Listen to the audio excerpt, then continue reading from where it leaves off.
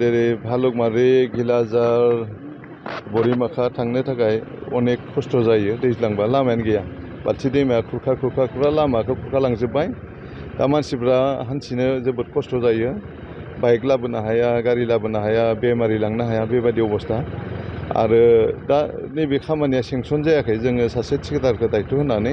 जिहेथु बोथोरा थांगोन जों सेंसन जानायखौ नेबाय थायोब्ला दैज्लां सफैनोसै दैज्लाङाव आरो खस्थ' जागोन बेनिखायनो थिकादारखौ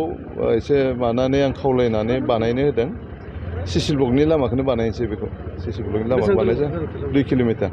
180 टु 2 क्र'रसो फैगोन गतिके जि स्किमानो जाया PNRDआनो जा PWDआनो जा बिभिन्न फान्डनिफ्रायबो जि सुबिदा मोनो बिनिफ्राय बेखौ बानायना होगोन जोङो बे बाल्थि दैमाखौ माने खुरखानायखौ होबथानो थाखाय इतिमध्ये प्रप'जेल बानायदों राइट बेंक लेफ्ट बेंक मोननैबो साइडआव मोनसे साइडआव माने 3.5 कौटि मोनसे साइडआव 2.5 कौटि बेखौ जों अलरेडि प्रप'जेल स्टेट गभर्नमेन्टआव हरदों बेयो खम दिननि गेजेराव जागोन आरो ओमफ्राय दालां बानायनो थाखायबो अलरेडि आं सार्भे खालामनानै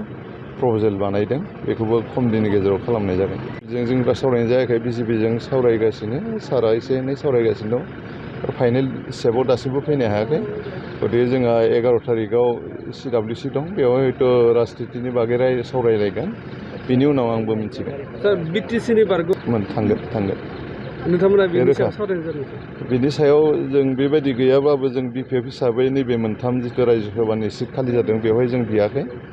गतिके दिनै आसामनि मानगोनां माने गिबि मन्थ्रि हिमन्त बिश्व शर्मा बिथाङा दिनै प्रमद बर'खौ रायजो सभा हरनायनि खोथा बुंदों बेयाव जोंहा आपत्ति गैया सार गरेस्वर समष्टियाथ' दासिमबो सावरायनाय जायाखै